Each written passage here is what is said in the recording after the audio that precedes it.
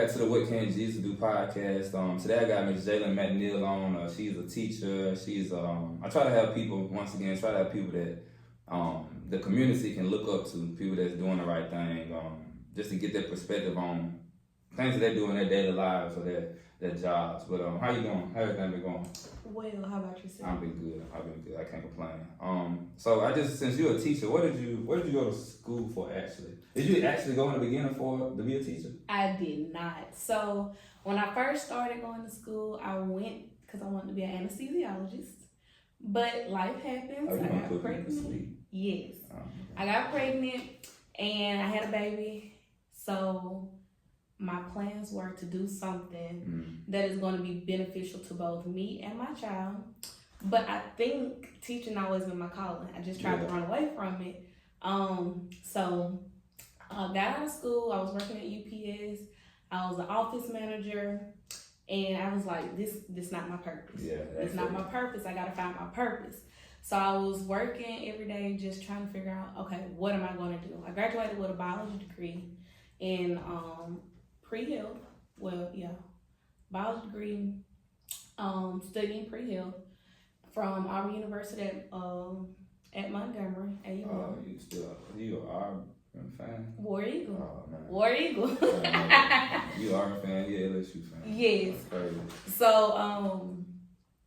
when I got my degree, I was like, okay, what do I want to do? I could have went to a lab, could have did something with pharmaceutical sales.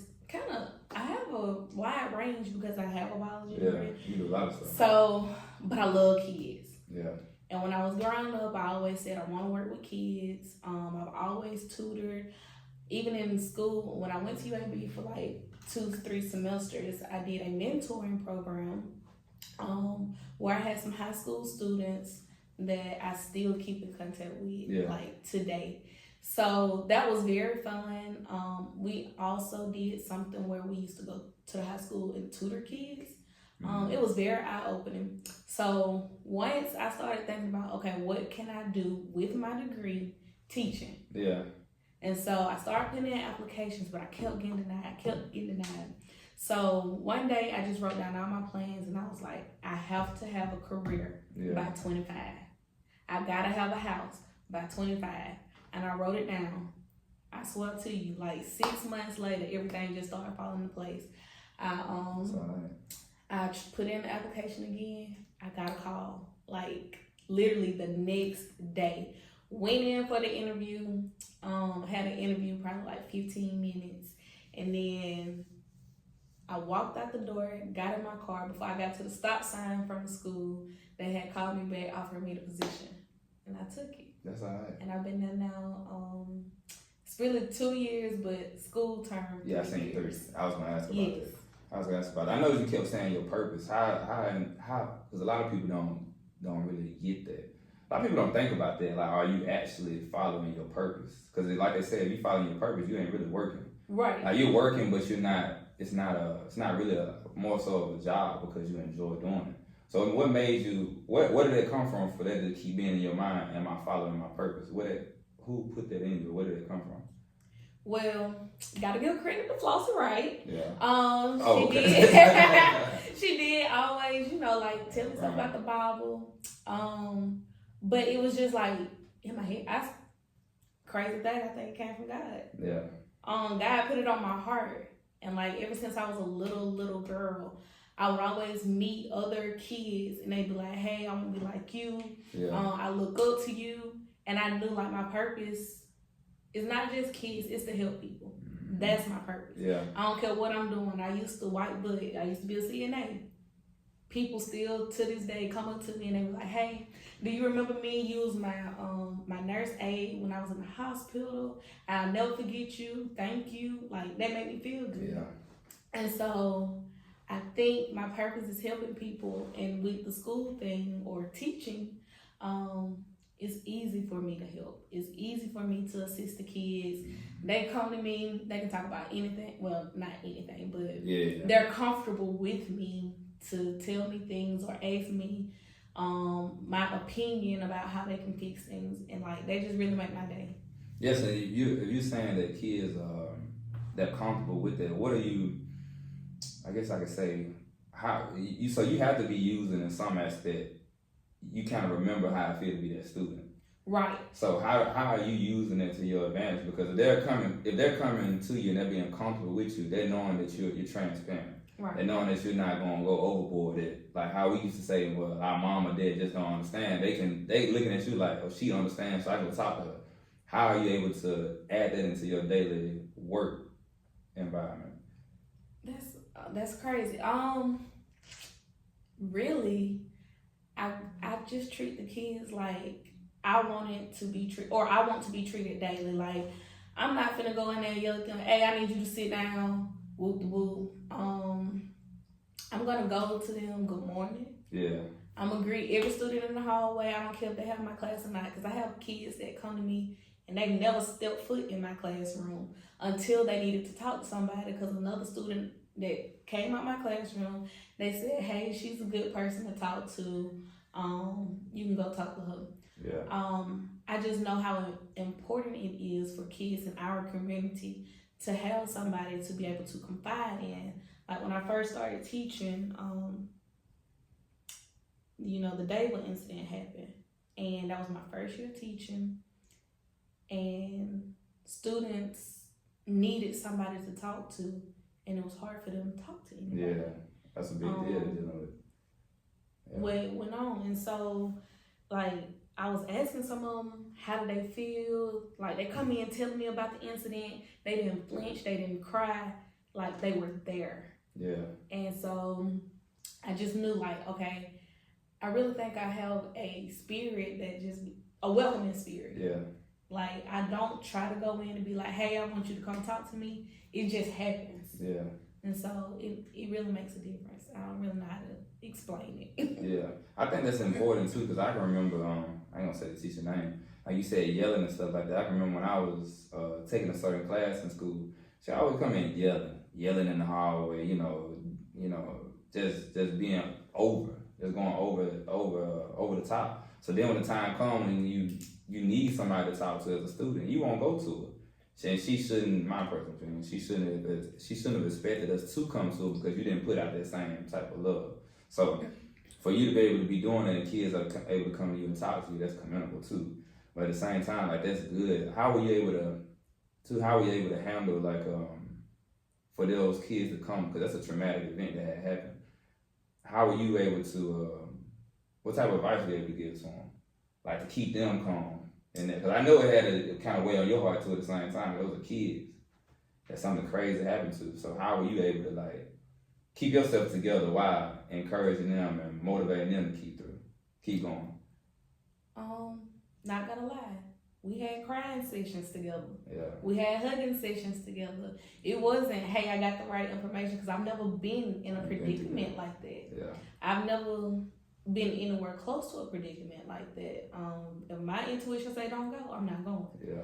So it wasn't any words to give them, because there's never the right words for that, unless you've been through that and maybe you can make suggestions. But I was just that listening ear for them to get everything out that they needed.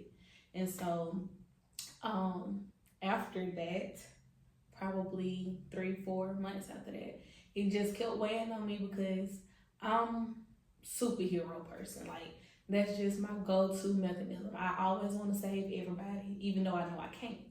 So I put myself into therapy, because the kids want to dump on me, but I need somebody to dump on. And it's not always easy for me to go and talk to my mama and tell her what's going on, because the older generation be like, we weak. Yeah. We just weak. And then we say the same thing about this generation. Yeah. And so I'm like, a therapist. I could pay her or him or whomever, but I do have a female therapist. And that also helps with my relationship with the students, because when they dump on me, I have somebody to dump on. Yeah. And so I don't have to harbor those feelings anymore. But at first, it was me going home every night trying to figure out how I'm going to help this child, how I'm going to help the next child. Because it's a lot of things coming from a background where I kind of had a golden spoon. Well, I did have a golden spoon, not my family. Had a golden spoon. I didn't realize everything that was going on around me. Yeah. And the type of environment that was here in our community. And it's hard. It's hard listening to stories or listening to the students tell me about what's going on, and I can't save them. Even though I want to save them. Can't though. But I can't. They gotta go through it on their own. They gotta go through it on their own. I can, make suggestions. Yeah. But most of the time as a teacher, I don't make those suggestions. I listen. Yeah. And I ask them, okay, do you want me to listen to you, or would you like for me to respond to what you're telling me?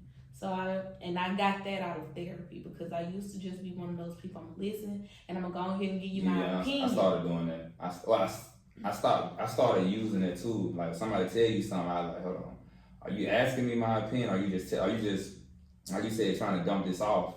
Are you just want somebody to talk to, or are you actually asking for an opinion? And that's smart.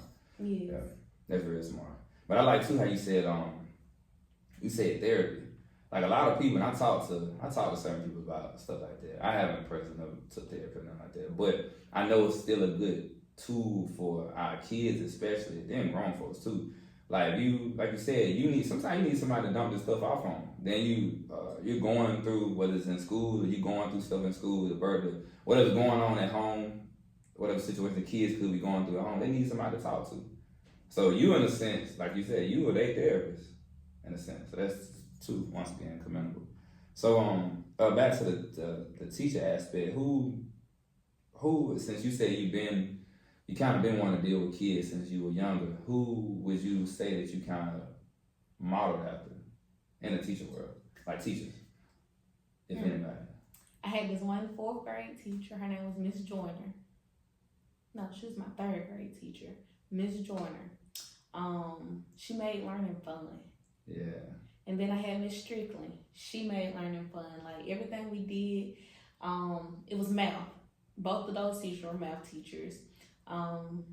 They would always teach us like little cues in order to remember certain stuff, or we'll have a little song, just something to make learning fun. So I always, I liked that. So they made it digestible for y'all. Yes. Are you able to do the same thing with your kids to a sense? To a sense, yes. Yeah. I am. I look up, try different strategies.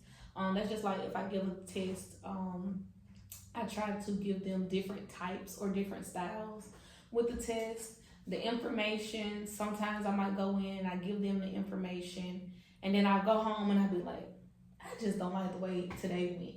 Yeah. So I gotta go home and do my homework. And I gotta figure out, okay, although I understand this, how can I put it in terms for my students to understand this? Okay, I'm gonna get on YouTube. I'm gonna look up little stuff that they doing on YouTube. I'm finna think real hard in my brain. I'm about to go use ChatGPT. Yeah. What can I do in order to have an engaging class? Now, every day is not engaging, but for me, I do this thing what we call chunk. So I only lecture about 20 minutes. Mm-hmm. That's it. My students only take notes about 20 minutes. After that, everything is practical, because I try to base my class off of understanding and not memorization. And that's what makes my class a little bit harder. It is biology. And I went to school,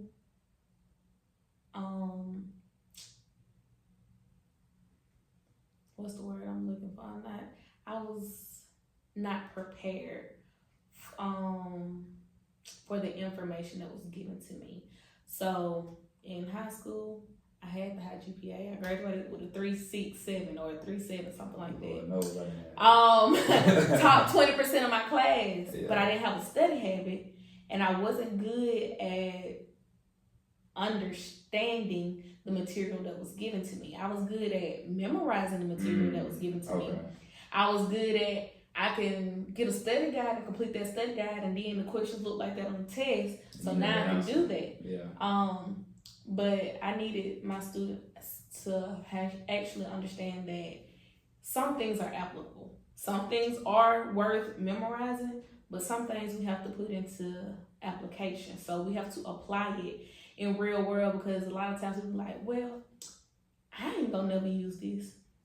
But let's just say, because since I teach biology, when your body is out of whack, your body out of homeostasis. This is one of the big biology topics. A biology topic, okay? Okay. So homeostasis means that your body is just in balance, okay? So let's just say you have a long weekend and you sleepy, you can't shake back, but you need to know like how can I shake back? Okay, what you lacking? What you lacking? Okay. Okay? So now you gotta go back and think about what you done learned. Okay, well maybe I just need to eat something with some salt in it. Maybe I need some water. Mm-hmm. But if I chug this water, I don't need to chug it too fast because then my body's still gonna be out of homeostasis because it's trying to catch up. And then that's when osmosis come into play. But you pulling in the stuff you don't learn in class to real world. Yeah. Even though we say we don't use the stuff that we learn, sometimes you do, but we use it unconsciously. Unknowingly. Yeah. Because I do the same thing, but you said a word, I didn't even know what they were. I've never heard right. it. But we do it unconsciously because now you're going back through the steps of, okay, well, when I was in class, I remember if the kidney wasn't functioning properly, that it could do some damage to my heart. Yeah. Or if my heart not functioning properly, might be something wrong with my kidneys. And if my kidneys not functioning properly, now my blood flow not right. My blood need to be filtered. Yeah. That's when dialysis come about. And if you don't understand the background of that kind of stuff, now when the doctor speaking terms to you, you don't know what the doctor's talking about. True. Cause you was in class talking about, I don't need this for real. Yeah. That's true. Yeah, so I never thought about that. So I'm actually doing biology when I sit there and be like, man, what? So I did this weekend, so I know I need to eat more of this. I never thought. See, that's why y'all need to pay attention. Like, yeah, you definitely need to pay attention to class because some of this stuff I don't know what you're talking about. But we was talking about the impact you made. What's a memorable moment that you've had in classes that keeps you motivated? Because I ain't gonna lie, I know these kids nowadays, they're different. They ain't the same. I say the same as us to a certain extent. They're not the same as us. They not like this. Yeah, they're not like this. Yeah, so you're dealing with different kids. So how are you? What are memorable moments that you? Because I know it's gonna be days where you got kids come in with attitudes. You got kids come in that are sad, that are depressed, that's going through things. What's some memorable moments that you were able to hold on to keep you going? Because I know it's times when you want to let it go. Because that's, even though it's something that you might enjoy doing, it's still got to be times where like something could have went where you like, man, I want to kind of throw in the towel a little bit. You ever had like a moment that like a day it just wasn't going good? I have this year actually. Yeah, I have. So what keep me going though is I have a lot of students that look like me. Yeah. And it's not a lot of me's that represent my students. Yeah. So that really keep me going. Even when I wanted to be an anesthesiologist, I wanted to go to school, but I still always wanted to come back and bring back to my community. I wanted to open a practice here because this is my community and we don't see a lot of us as a positive representation in this community. Facts. So that is what keeps me going. That is what made me want to stick to it because I just believe in positive influences. I just Dr. Price. We used to have like little meetings and she would tell us, all you need is one child. Yeah. Pour into one child. If I can get one child every year, every semester, and I pour into them and they, actually learn from me or take it in and actually do good into the world, I've done something. Each one teach one. We grow together. So if I can do that, one child, 1 year, I've been in this school system 3 years, that's 3 different students that can actually make an impact on our community. And like a lot of students, and I don't think I ever just felt like, oh, LX City is nothing, I can't do nothing here. But a lot of people are always, I got to get away from my hometown because I can't do what I need to do. It's okay to get away from your hometown, but every hometown started somewhere. Facts. Somebody in Georgia had to, stay and say, hey, I want to build this Make up. It better. Somebody in Birmingham had to say, hey, I want to build this up. So, like, it takes people here in LX City to say, hey, I want to make an impact. I want to build this up. I want to get this going so that we can have the money flowing in our community. You know, take the ideas, if you leave our community, take those ideas that you get from somewhere else and bring them back to our community. It's easy to say, oh, well, they ain't gonna buy this. How do you know? You don't. Yeah. You don't know until you put it out try there. it. You gotta do it. I was saying, hey, I'm not gonna be a good teacher, but I mean, I'm not gonna say I'm the best teacher, but I know I do my job pretty well. If students are being asked, hey, what teacher do you feel most comfortable with, or tell a teacher that they're grateful. Yeah. Well, in a pool of teachers, I'm being picked out to have thank you letters. Yeah. I had 2 wonderful football players come and give me their jersey. I made an impact on their life throughout the school year. And so senior night, they gave me their jerseys and they were like, hey, I want to thank you. They wrote me a letter. That keeps me going. Yeah. And make me feel like, okay, what I'm doing here is what I'm supposed to do here. And I know I'm jumping from pillar to post. post. You're fine. But again, that's the part about being from this community. I can make a connection with those kids. I kind of know what they're going through. Although I didn't have to go through it, I still had friends that might have went through it. I still had other peers that were around me that were going through it. And I could look back and say, well, shoot, when I was in school, XYZ happened. And in order to consolidate that or fix that problem, somebody had to do, this. And I put that application into the information that I take in now. Or I'm looking at those students. Okay, they went through this, and this is what they're doing now. Whether it's good or bad, how can I help my students with that? Like, yes, I'm here to teach them about biology, but like every week, once a week, I'm doing a check-in. They already know that's their bell ringer, check-in. I try to do it on Wednesdays.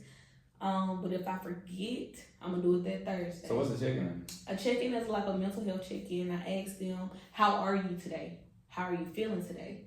And so they tell me if they're feeling bad, all they do is fill out a Google form and they click, I'm good, I'm great, I'm okay, check on me tomorrow, I'm not doing good, and I wouldn't mind you coming to talk to me. That's smart, that's free. And so during my plan, where you get that from? I was looking on YouTube and I saw what teachers were doing that. Yeah. And I just picked it up. Like a lot of people forget about, I work in high school, so a lot of people forget that high schoolers are still kids. Yeah. They're still babies. They're still learning how to be, emotions. Mature, deal with their emotions. And it took me until I started going through therapy, which was only, I've only been in therapy a year, how to even control my emotions. Like, I didn't have people always asking me, how are you? How are you today? How you doing? How you feel? Did you sleep good? I would ask people questions like that, but that's just because that was just in my intuition to do. So I started that when I first started teaching, and that was one of my interview questions. What could I do for social emotional learning? Because that was a big thing right after COVID, and it started being, and once I had one student that actually said, "Hey, can we talk?" And I pulled them aside and I talked to them, word of mouth. Yeah. Everything is word of mouth.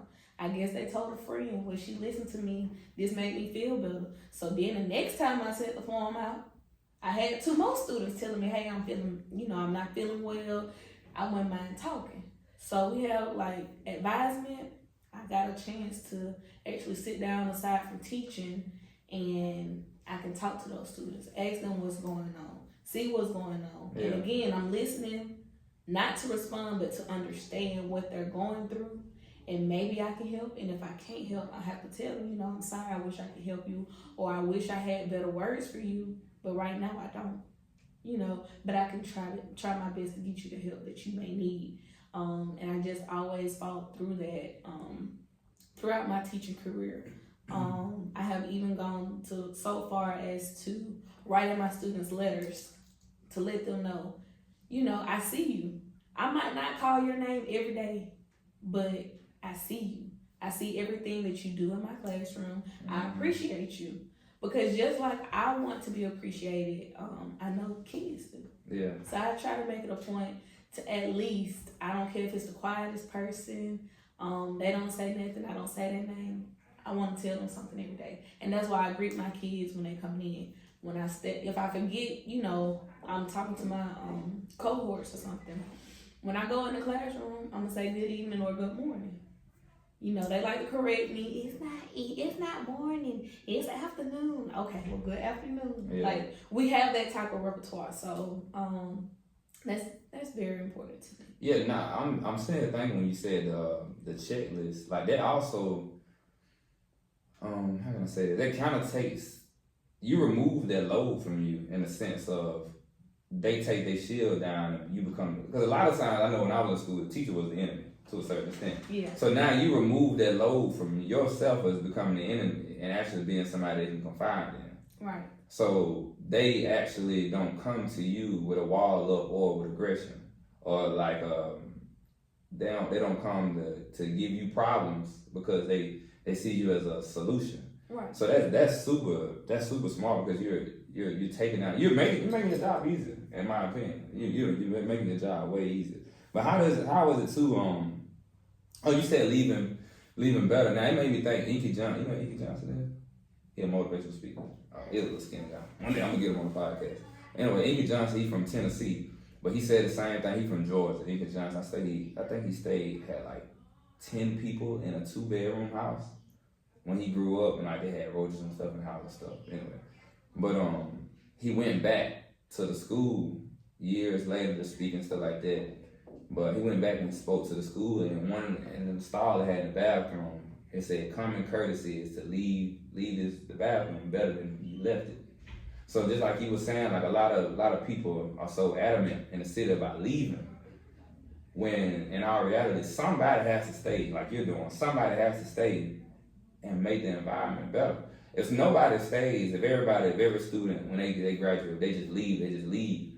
Nobody's putting back into a community that they know how it feels to be raised. So we know how it feels to be raised in the city. So teachers that are coming from out, they don't 100% understand it. So when the kid come to you and say, it ain't nothing to do down here, you know what they mean. Not saying that we don't have things to do, but you understand what that means. So that too, I think that's part of what I'm doing, trying to leave it better than the way we found it. Ladies, if you're looking for beauty products to have people going crazy when you walk through the door, look no further than Shining Beauty Hair and Fashion. They have you covered from premium wigs to top-notch skincare. They have everything us fellas need to get the waves on point. They're your one-stop shop for all things beauty. They're also the only store you can purchase What Can't Jesus Do merch. 28 Bibb Street, Alexander City, Alabama is where the magic happens. That's smart too, and also how does it, that feeling, like how was your first day when you started teaching? Like how can I say this? The feeling of being on the other side now. Because before, when you were in the school, you were the student. Now when you're in the school,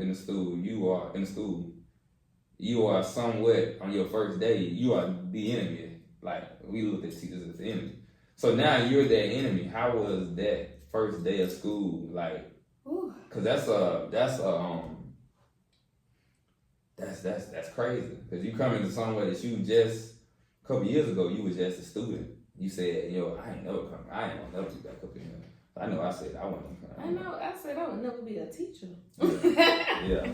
Hey, but I was nervous. I'm not gonna lie. When I first started teaching, I was 25, 26. How old are you? I'm 28. Oh, you is young. Okay. 28. So when I went in, it was different. Like at first, they thought they were just gonna come up to me because some of them I knew outside of the community anyway. Yeah. So they were trying to come up, like we just cool. Yeah. We ain't cool. I gotta treat you like I'm an adult. You're the child. Yeah. And so just to get into that mode of let me put up my adult face and not my, I know you outside of school, I know your mama, which I still use that. I know your mama, I'm gonna call your mama. Yeah. But it was hard because at first, little girls when they first, well, the younger girls, the young adults, when they first see younger teachers, Want to be friends? sometimes, no, it's not even that they want to be friends. They want to try you. Oh, okay. They want to see how tough you are Okay. or how you're going to handle a situation. And I was tested a lot. Yeah. But every test, I ain't going to say I just passed with flying colors, but all the students who first day of school looked at me and said, I hate you, they came back to me and they said, I love you. At the end. At the end. That's all. And that just, that made me feel good because they thought that they had to be hard with me, even though I didn't come in with the B face, or I have a resting B face, but I didn't have that attitude, but they thought that I was gonna have that attitude. Mm-hmm. And at the end of the semester, they like, man, I really liked you. Yeah. I got one student now, she come to me all the time. She was like, I just knew I was gonna hate you. She didn't think what? I'm asking her questions first day, which I make it a point where I learn all my students' names first week. Mm-hmm. It's hard, but I'm looking at them, I'm like, all right, I remember you told me your name started with a J. Jay, don't tell me. I've got to look at my roster now. Yeah. I'm going to make it a point. All right, Monday, I'm not going to forget. And I make it a point to say good morning, such and such, with their name. And so I build those relationships. So back to the student, she tell me every day, I just thought I was going to hate you. Well, she was in there first couple of days. I'm asking her questions. She's like, I don't know. Forget this. First 9 weeks, that student actually had an F in my class. I'm trying to contact her parents, not responding, trying to set up a meeting, not responding. I was like, I gotta cry. I gotta get to her. I gotta build this relationship because she got this bad, juju about me, and it don't even have to be this way. Yeah. Which I feel like some teachers just be like, that's a child. It don't matter. Yeah, but I feel like those relationships, they're very important. So one day I just pulled out in the hallway and we talked. And when we talked, I got to know her more. I got to know her better. And after I talked, everything changed around. She's an A student. She's an A student now. Yeah. She loved my class, I think, with a B, which my class, we got an A in it. That means you can teach your peers everything we don't learn. But she left out of my class in a B, with a B. And every single day she come and talk to me. That's all right. So yeah, it's a difference. And she don't look like me, and she's a different ethnicity, and that makes me feel good because a lot of times people have this negative connotation that because I'm African American, I'm gonna appeal more to African American kids. Yeah. And I'm one of those people that I try to be well rounded, and I try to be fair and concise all the way across the board. Whether you're Hispanic, Caucasian, or African American like me, I love you all. I love all my students the same, and I'm going to talk to them or try to build a relationship based on their background or how we can connect. Not just because, okay, maybe a little sadly, daddy gonna make me lose my job. I don't care about that. If we got a connection, we got a connection. Yeah. And I'm not everybody's favorite teacher, and I'm okay with that. But as long as I get one student that I can pour into, and hopefully they come back to our community and pour into another child or another adult, I'm good with that. Yeah, I think that's cool because I think mostly, like you're saying, change one child at a time. I think honestly, if it not just the teachers, if everybody would go by that model, things would be a lot different at the city, or everywhere. Things would be a lot different if everybody would go by that model. If I could just change one child or help one person. Like because if you change that one child, like my mom used to say, whoever you hang around, that's who you gonna act like. So that child has other kids around them, they're gonna take some of those things, and it ain't got no choice but to rub off on them, regardless. So if you teaching them good things, now you taught multiple kids good things, so that'll keep going. Now with the education system too, how do you see the difference of from when you were in school to now? Do you think things have it's better in a broad span, not just our school, in a broad span? You think the education system is getting better, or do you think we can before I ask that, before I ask that anyway, how do you think the parents could help in the aspect? How do you think, because just me personally, I'll take that weight off of you. I think a lot of times the parents aren't sometimes leaning in on their kids like they should to help you to like say, when I was growing up, my mom was like, I didn't have a choice but when I go to school, sit down, pay attention, and learn. I didn't have the best GPA. I don't even know what my GPA was. Didn't have the best grades, but I still knew I couldn't get in trouble in school. I was scared to go home and see my mom. I didn't want to fool with it. So how do you think, what's some tools that the parents could use to help the teachers out like you, to help y'all out and make y'all job a little bit easier? What's some tools that they could use on their kids? Because you could have a parent say, I don't know. So what's some tools that they could use to make the teachers' lives a little easier? Okay, so being that I am a parent now, the thing is, and I understand, because I am a parent now, I understand like what's going on in our community. So a lot of our parents, they are single households. Mm. So whomever is providing for the child, they're working more, in order to make sure their child going to school looking good, to fit in with everybody else. They're making sure the lights stay on. They're making sure they got Wi-Fi. They're making sure everything functioning properly. Now, the kids are with us for 8 hours. Then you got mama or dad who out here working 10, 12 hours. Yeah. It's hard to build a relationship with your child. And see, some people don't have the relationship. And I feel like if they could build better relationships, whether it is deciding at 7 o'clock every night or somewhere at 7, let's sit down and have dinner together. Yeah, the dinner's big. The dinner together. Big. It might not even be doing homework. Yeah. I feel like a lot of the problems stem from kids feeling like they're not heard. And again, if I'm talking to my mom about this, she probably be like, y'all just weak. But this is a different generation. Mm-hmm. The world is evolving.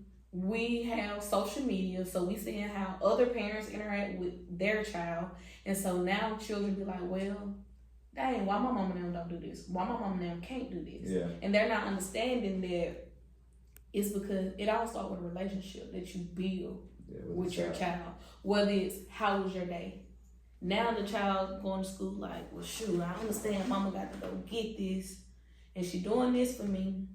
Maybe I need to be a little better. But then some of them don't understand why mama working so much. They just like, man, my mama work all the time. Now I need to get out here in the street and help my mama work. Yeah, wrong. And they don't understand mama working, so you don't have to right now.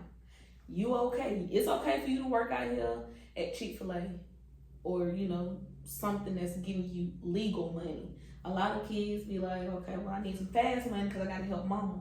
Or I got to make sure my little brother, my little sister, get what they need.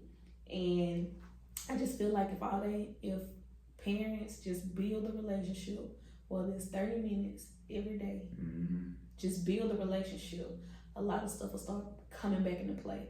Because I can't teach a classroom without having a relationship that I do have. And like I said, every student don't like me. Yeah. So the students that I don't have a good relationship with, I notice that their grades aren't as well as students as I do. Or I have to constantly, hey, can you do this for me? Hey, can you do this for me? But in that same token, I figure out ways that, okay, how can I get this child to sit here and want to do this work? Yeah.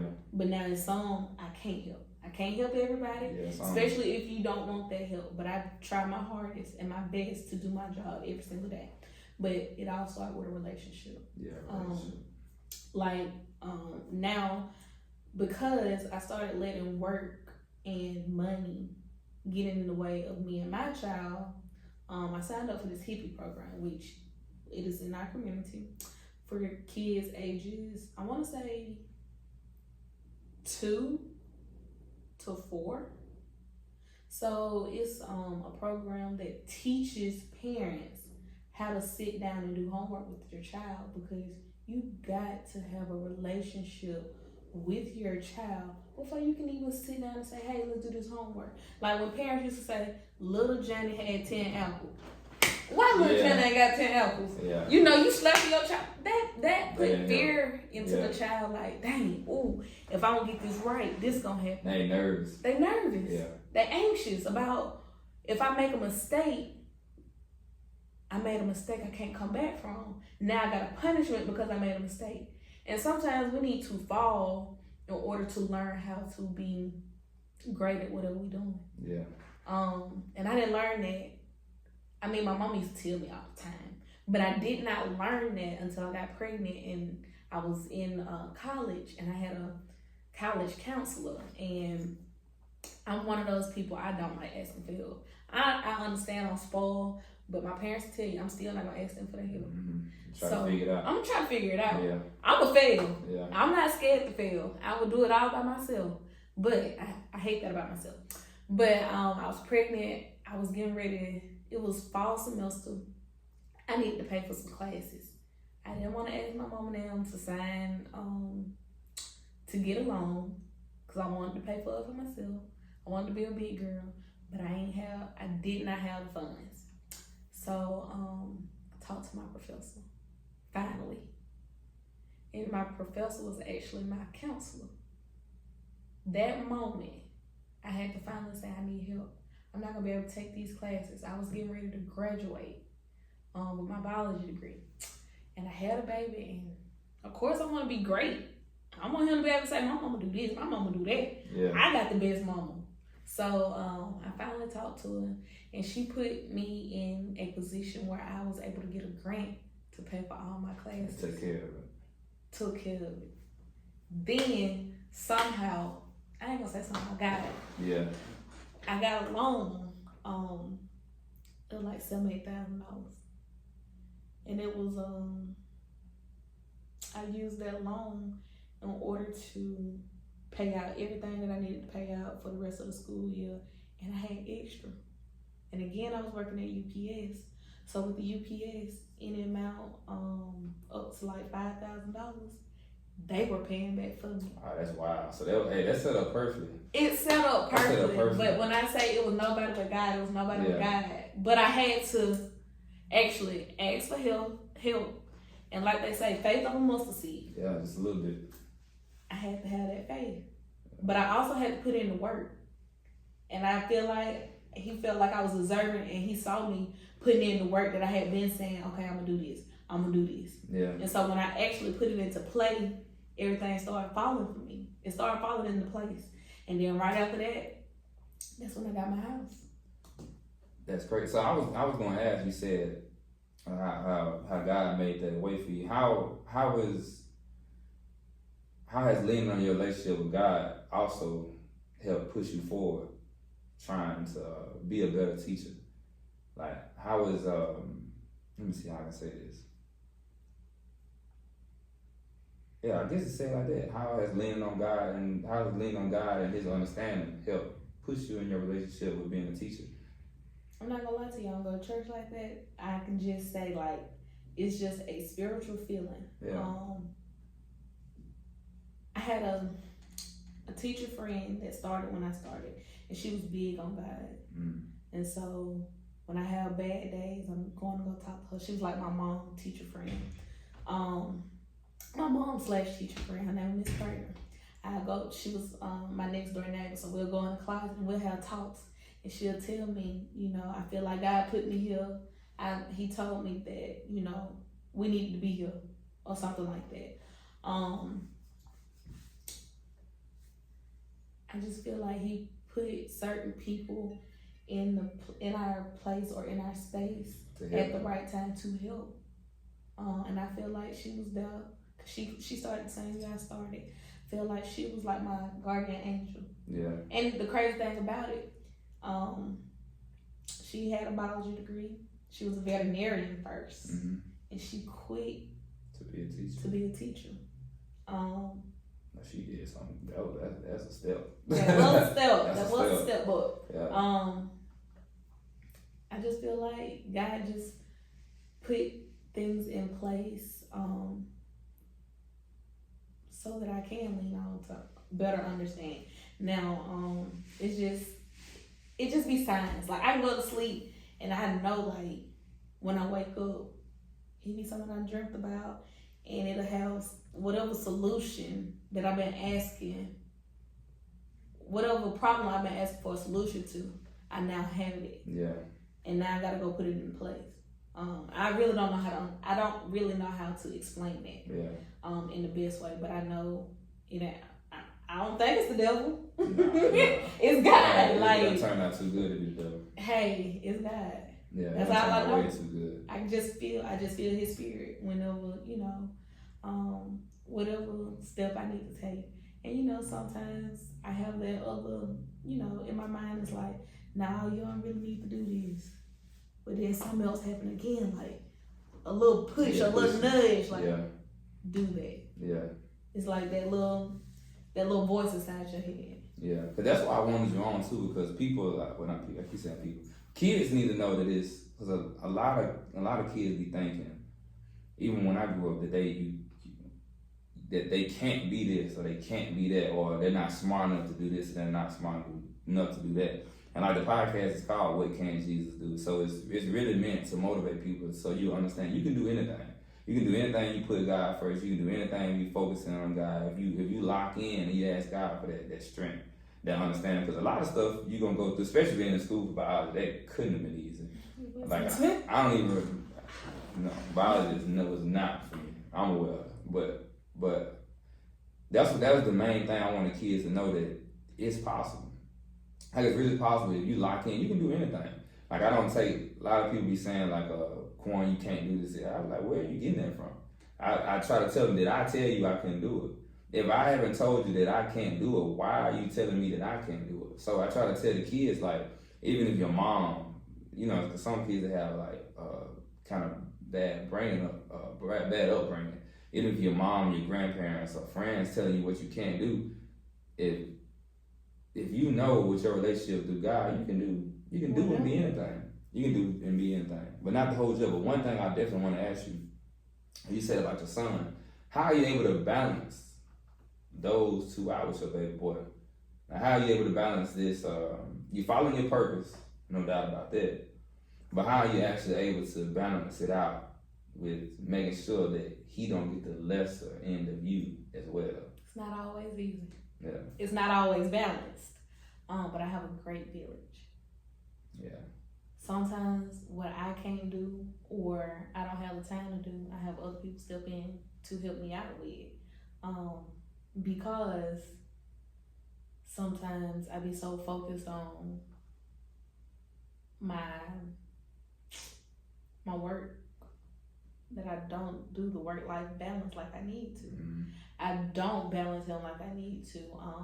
But every now and then we're gonna sit down and we're gonna do some educational stuff together. And just like we do educational stuff together, we're gonna sit down and watch us a good movie. Yeah. And he come up and lay in my bed and he like, Mama, can we just watch a good movie? And that's what we're gonna do. Yeah. If that means let's skip a bath for tonight so you can stay up that extra hour and watch that movie, that's what we're gonna do. Sometimes you gotta do it. Sometimes we just gotta do what we gotta do because I gotta keep my relationship with my baby.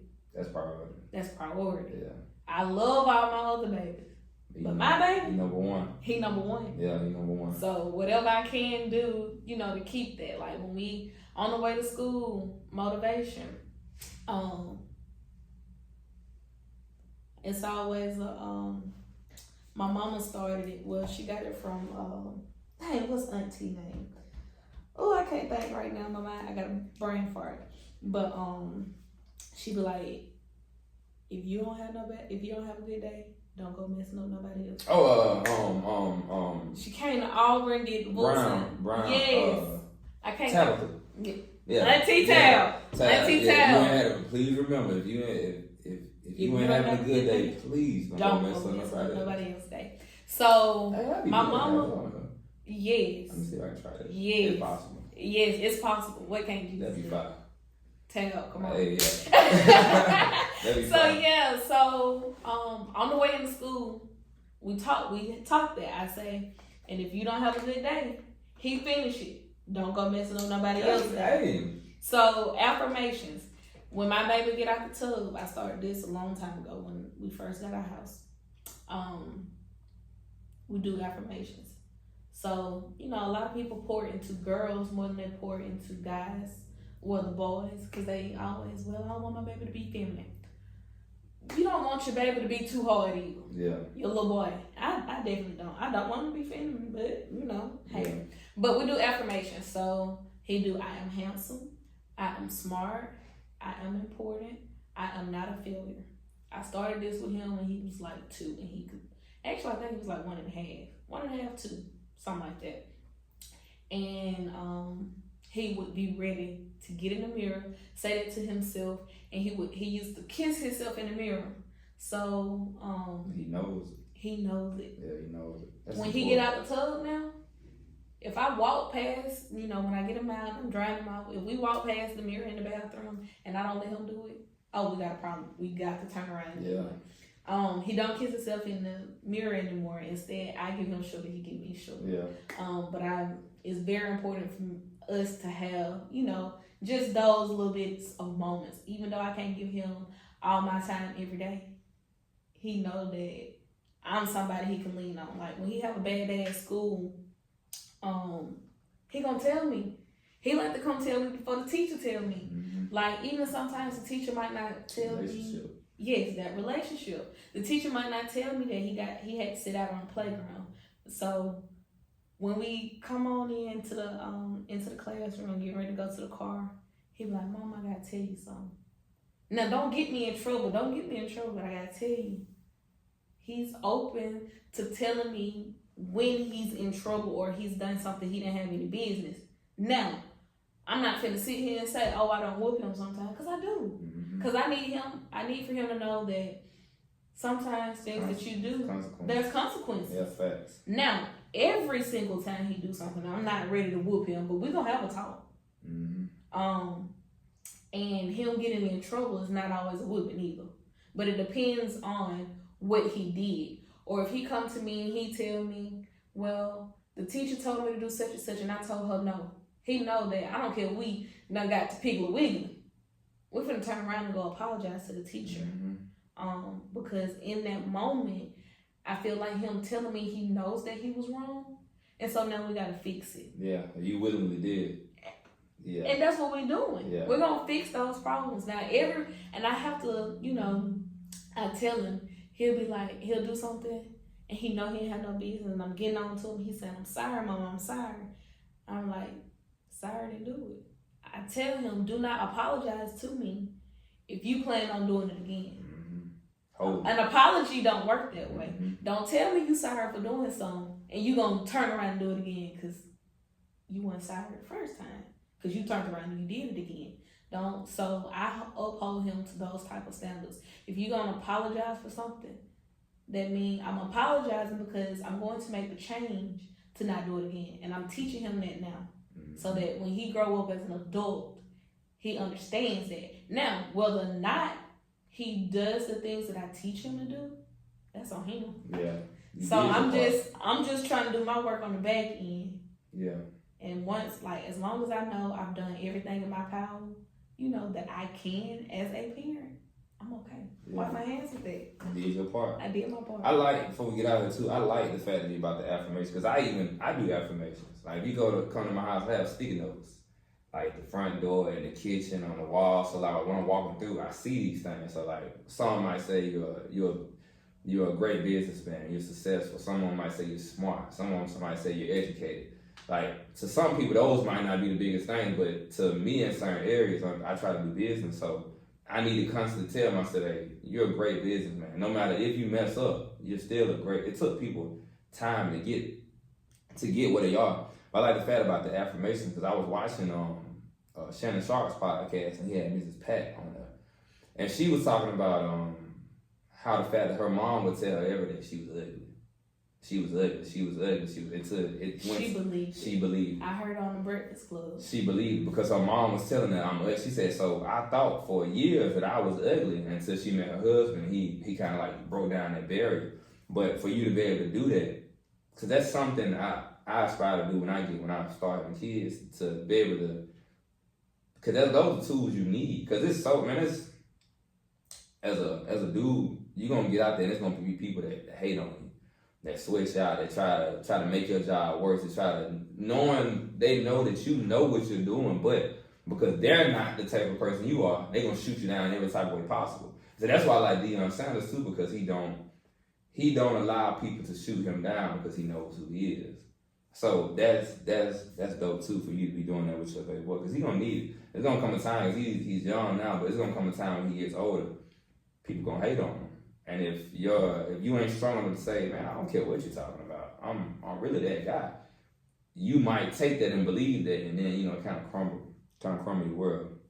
But the last thing before we get out of here, what would you say to to students or kids that you don't know, or grown people in general, that aspire to be a teacher? What would you say to them? Say like you won't be able to fully prepare them, but what would be some things that you would say to them to help them on their journey to be a teacher? Because you really, I guess you're not so much in the beginning stage anymore. You kind of already did it, but you're going into another chapter. You still kind of like in the first quarter, you could say, but you're not. You got other teachers coming in, like you can tell. You're to the point now you can tell, man, it's gonna be alright. I've been here 3-4 years. That such and such teacher, she just act like that. Give her a couple of days, she'll be fine. Now you're experienced. So what would you tell somebody that's thinking or getting ready to embark on the same route that you on? Always bet on yourself. That's number one. Bet on yourself. Believe in yourself. Everybody's not gonna like you. Everybody's not gonna like your teaching styles. You're not gonna be fit for everybody. You're not gonna be fit for every parent. You might not be fit for every administrator. But go in every day doing the best that you can do. Always be your best self, the best version of yourself. And it's hard because some days, like you mentioned in the beginning, it's days that I want to crumble. Yeah. It's days that I just be like, man, forget this. But I promise you, out of 180 days of the school year, I'm gonna say maybe 10. A child may know that I'm having a bad day.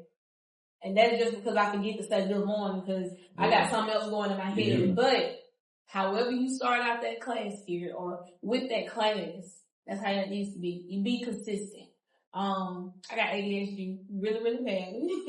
And so plan out your days. Even if they don't go the way that you plan it out. It's just best to always have a plan. Not just one, but multiple.